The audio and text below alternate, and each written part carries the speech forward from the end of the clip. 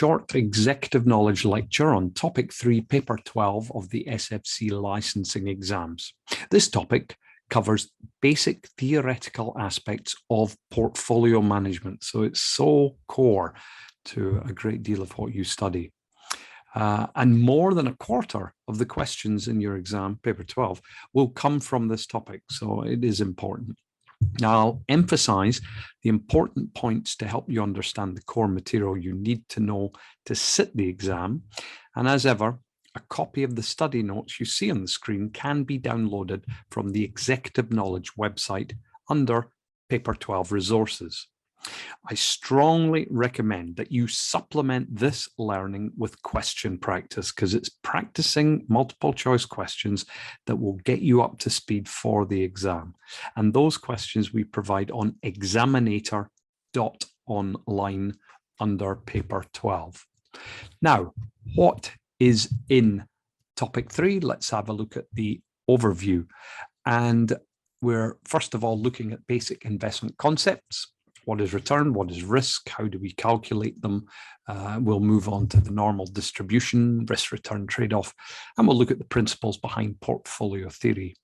We'll then consider preferences of investors, and that brings in theoretical concept of indifference curves, and using those, we get the efficient frontier. We'll then consider the capital asset pricing model. Guaranteed you'll get a question on that in the exam.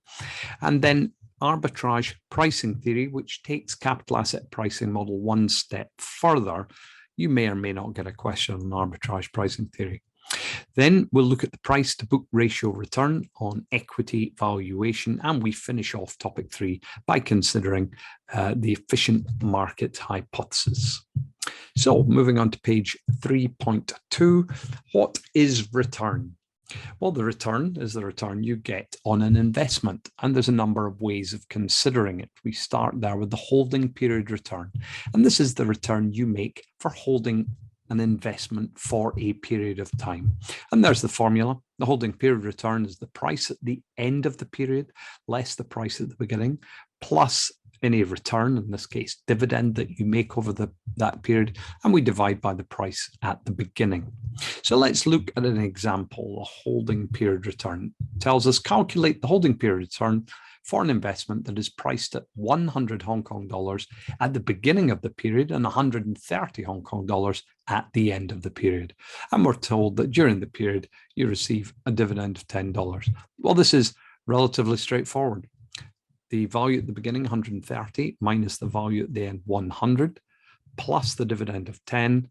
We divide by the price at the beginning, 100, and that gives us, well, in decimal 0.4, but we express returns, as I'm sure you're aware, as a percentage. So the holding period return is 40%, and that could be a question in the paper 12 exam. Now we can combine returns, different returns for same investment over time. That's the geometric average, or a series of returns of different companies at the same point in time, and that's the arithmetic average. And the arithmetic average is what we understand as the mean, or generally an average.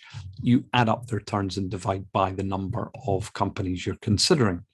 Geometric average, on the other hand, takes into account the concept of compound interest, making money on money as time goes by.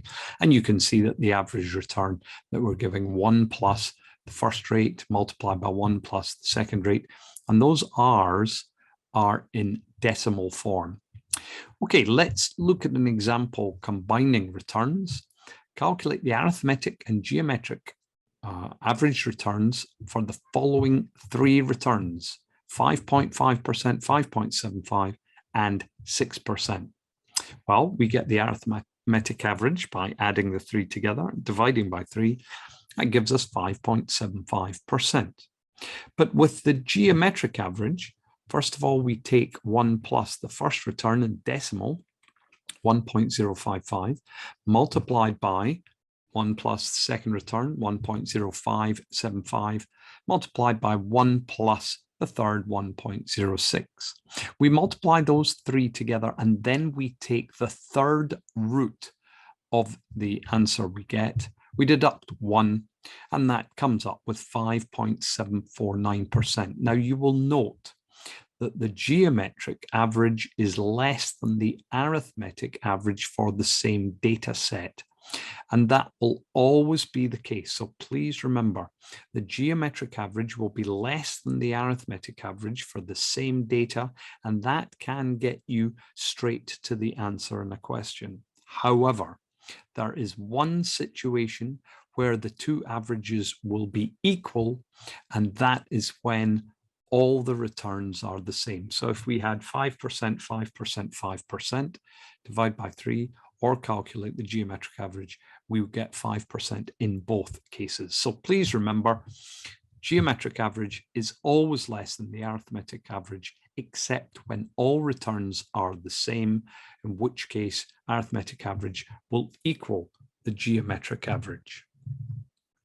Moving along, simple and compound interest. Well, simple interest is just as it sounds, and we've given you the formula there.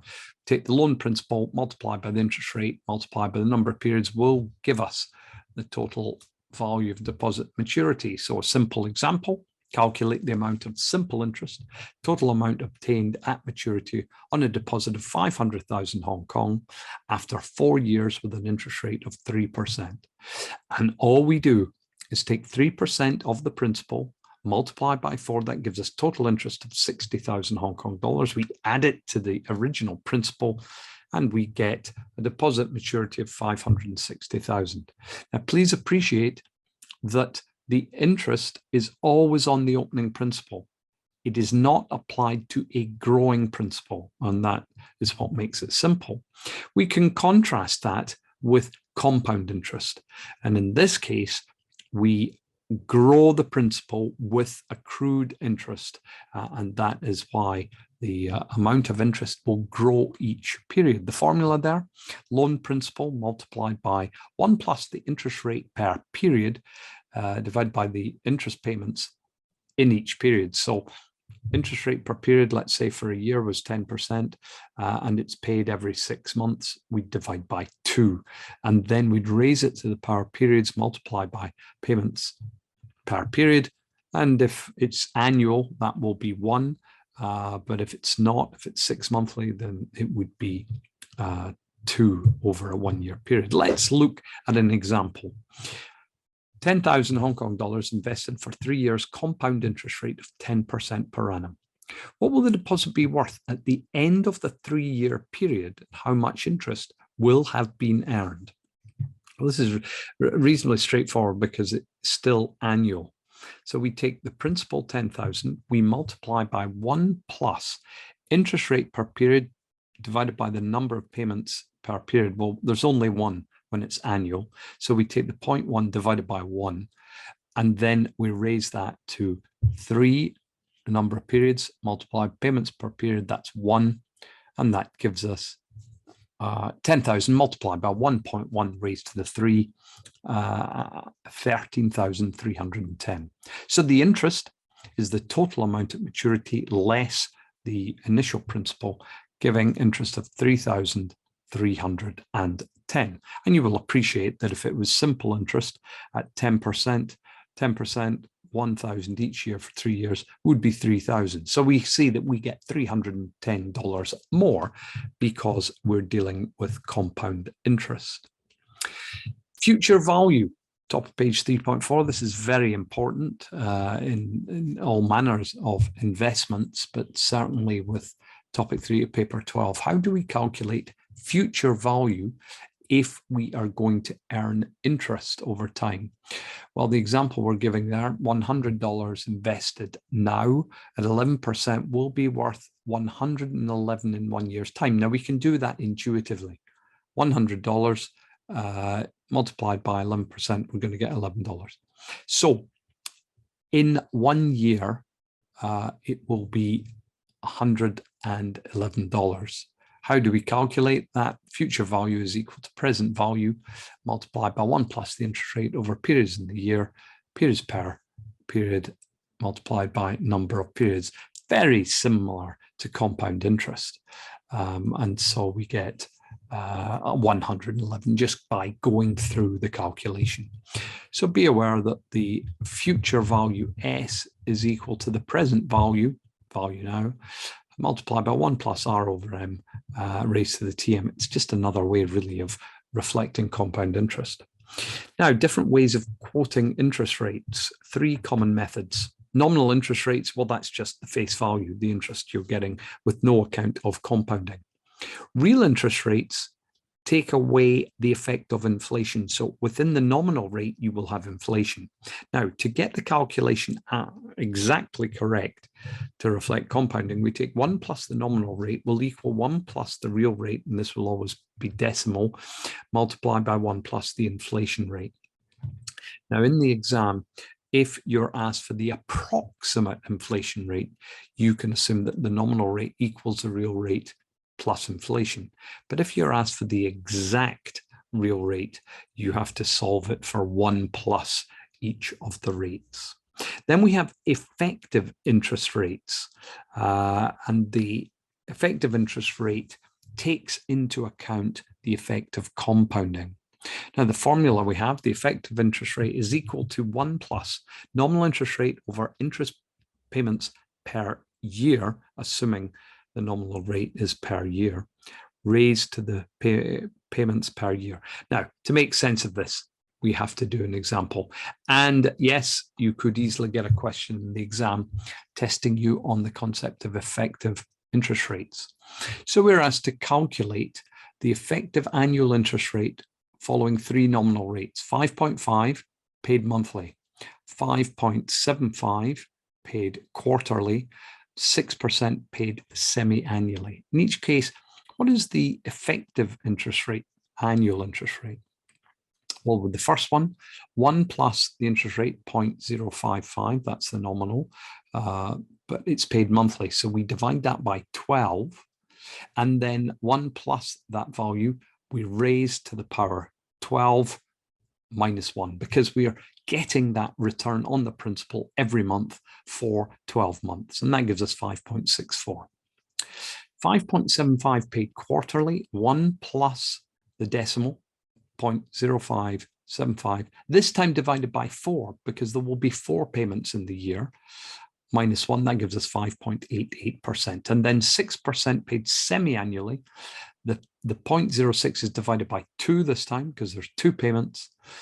Raise the whole thing to power 2, and that gives us effective interest rate of 6.09%.